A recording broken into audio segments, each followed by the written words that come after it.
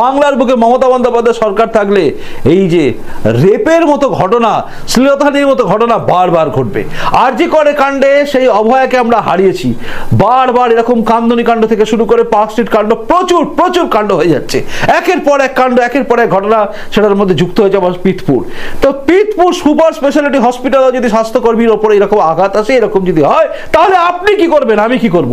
আমরা কতটা সেফ আছি এই মমতা বন্দ্যোপাধ্যায়ের কাছে? এই প্রশ্নটা আজকে উঠছে। আর এই প্রশ্ন যখন উঠছে তখন কিন্তু শুভেন্দু অধিকারী বলছেন এর থেকে পরিত্রাণ পাওয়ার রাস্তা কি আছে?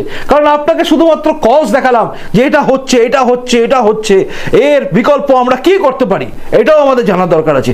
এর বিকল্প কি হতে পারে? আপনারা জানেন উত্তরপ্রদেশে কি হয়।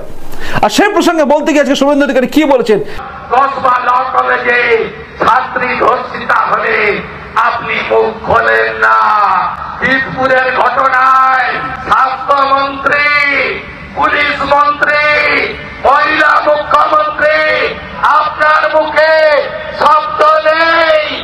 আপনি উত্তরপ্রদেশ, মণিপুরে হলে চিৎকার করেন, আর আপনার বাংলায়, আপনার আরজিকর, পিতপুর কোন হসপিটালই মায়েদের, বোনেদের, দিদিদের জন্য সুরক্ষিত নয়।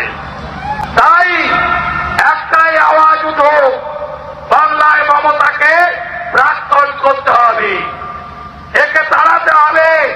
আনুন বিজেপিকে উত্তরপ্রদেশে যোগী আদিত্যনাথের মতো এই ধর্ষকদের 24 ঘন্টার মধ্যে জমাও নেব, খরচ করব।